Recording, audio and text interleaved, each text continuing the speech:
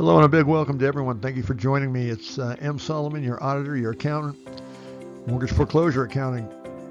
And today we have a good presentation, very important presentation. If you're in foreclosure, if you're going to sale and you don't think you're being treated fairly, or if you think there's something that is not right with your file, with a debt collector in the collection process, if they haven't properly followed procedure, whatever it may be, if there's a gut feeling that things are not being treated, you're not being treated right, then chances are you're not. And what we're talking about today is some of the things we're finding shaping the future of the mortgage industry, things that we're finding, things that are trending, things that may not be above board. I'm not going to say illegal, but may not be above board. So we got a good presentation for you here. Once again, I'm M. Solomon, your accountant and auditor. A reminder, I have, embarrassed to say, going on 35 years of practical experience as a wholesale mortgage banker. I was a banking vice president for two different banks. I was an investment banker, and with my partners did our own subprime security registration. And of course, I was CEO and CFO of Mortgage Guarantee, a wholesale mortgage mortgage loan trader. So I do have an abundance of experience. I've underwritten my entire career. I definitely know what I'm looking at, and I'm old enough to be their mentors now. The guys that are pulling off these stunts, I'm old enough to be their mentor. So beware. Let's get going. And what we're talking about here is a timing and valuation scheme, and it's one that does not belong in the mortgage sector or finance. I don't know, finance in general, but take a look at this. Let me get my pointer out here. Let's say you wanted to buy carpeting, and carpeting was priced at $1 per square foot. Well, how many square feet do you want to carpet? You can get an idea of what kind of price you're going to get, correct? Let's say you're going to go to the gas station, excuse me, and you're going to fill your gas tank up, and gas is $5 per gallon. Okay, if your gas tank holds 20 gallons at $5 a gallon, you can do the calculation, 20 times 5. In this case, we're going to tell you that the mortgage is $100 per day. How long are you going to be in the house? Well, the seller or lender is going to tell you how long you can stay in the house, and it's going to be $100 per day. You can't do that. That's not how mortgages were calculated or how the contract was executed or what was intended by one or the other party at the time the loan was signed. If it's not disclosed, it's not enforceable. And that's what we're saying, that the timing for valuation purposes and reconstituting a loan that was satisfied. So you got the compounded problem of a timing scheme for the purposes of a value, and then reconstituting a value that was paid off at commencement.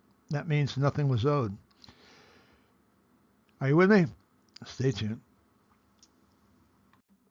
Now here's an actual example of a case, and I'm going to show you.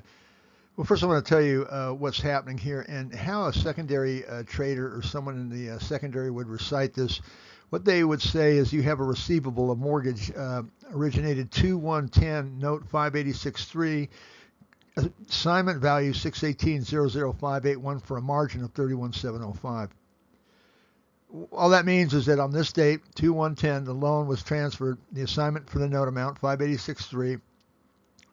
Was transferred at 618,00581. The difference, profit and cost of transfer and assignment, 31,705.81. Now, what I want you to do there is take this outstanding balance and divide it out by your margin. So you take 618,005 divided by the 31,705, you get 19.49, just shy of 19 and a half. We're going to use not a 365-day year, but we're going to use a semi-annual payment structure. We're going to go 180.5 days. 180.5 days times 19 and a half. That's where I came up with 3,518 days, 3,518 days. Add that to the 2/1/10, not hard on Excel, and you're going to see a cutoff date of 9/20/2019. This home went to sale on 9/19/2019, so this is not by accident. It is executory. It is a mortgage that was made with a target or with a scheduled default date and recovery date. That is what they call in law executory, and that would provide, I don't know about illegal, but it definitely provides you the standing and ground to bring a claim. So the question is, where do we go from here? Sounds like an Alan Parsons project. Saw, huh? But seriously, where do we go from here with what we found? Let's take a look. So I don't know about you, but I can tell you that most of the informative information I find on YouTube, I question, and I question as to the integrity of the information I'm looking at, and I want to do everything I can. And a lot of times it's not good what I surmise. But what I want to emphasize here is I want you to be aware of these numbers are not they're not falsified. They're actual numbers from a file, and this is the way they lay out. And the way they lay out indicates that there's something else happening behind the scenes of a conventional mortgage or mortgage servicing. So follow me on this. To recap, we had an outstanding balance. Pick that up off the servicing statement, never changed. You have the margin, which is the difference between the outstanding balance and the note amount. Divide those two out, and you get an effective rate right there, okay?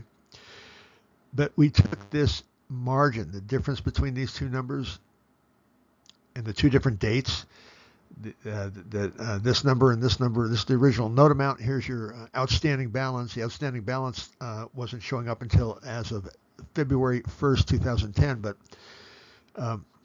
when you divide out that outstanding balance by that margin, you get 19.49 installments. We didn't calculate the installment annually. We calculated it semi-annually.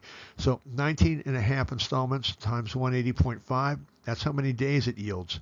So again, this number shows up on a January 2005 funding. This number shows up in February 1st, 2010. Take that February 1st, 2010, and go forward with that number of days. Look where we end up. We end up on 9/20/2019. I don't know why that says backdated, but that was the day after the foreclosure sale. So this actually ties out into something other than just a random foreclosure sale date. Now look at the foreclosure balance. 881,650. Divide that out by our installment, the difference between those two numbers, okay? And what you get is 27.81 semi-annually. Multiply that out times the number of days. That takes us from 9/20/19 back to 12/23/25. If I adjust it by 7 days, as the Department of Treasury says to do, that brings me to the actual HUD-1 closing date, 12/16/05. So the number of installments will indicate going in one direction and indicate how they got back to where they started in the other direction. And that's highly manipulative. That is a mischaracterization of a 30-year mortgage. It's more in line with somebody doing a credit and sale credit back using the key variables of the dates where they did foreclose and where they did do the assignment and when they did do the closing for the HUD-1. And it shows how they are valuating. On the left hand, they're creating a valuation for the amount alleged owed, and on the other hand, they're writing off or writing down the amount that was shown as a foreclosure balance. And these are the net numbers, and it's right on track. That's how much was in arrears. And you also get to see the disparity in the rates. You have two different balances going on here, and you got two different rates. That would be your commercial line of credit. That's not your debt. That's a third-party debt that the borrower is being made responsible for. They're being credited the amount shown on the outstanding, but they're being charged the amount that was due from a lender for an outstanding line of credit. Interesting, and I can't publish this stuff with a clear conscience unless I can affirm and actually verify this is what's happening, and this is indeed what is happening to many of you, if not all of you, who have tuned in.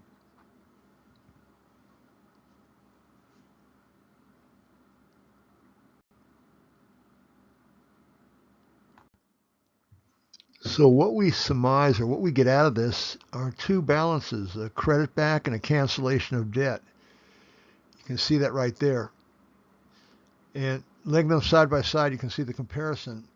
One going north, one going south. That's not the way mortgages work. That might be the way a lease option to own would work, but that's not the way a mortgage works. And what happens here is these two balances cancel each other out going in different directions. That's what we're trying to call your attention to. And a lot of times it's going to be found out or discovered in your servicing statements. That's why it's important that you let us look at a servicing statement, preferably one in December for the year end. All right. Well, I've enjoyed it once again.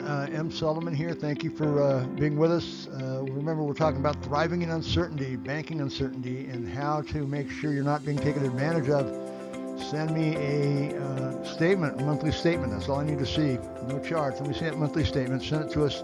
Secondary Trade Desk, just like it sounds, at gmail.com. Secondary Trade Desk. Or you can call me, text me, 725-270-3177. I've enjoyed it and wish you the best in your endeavors.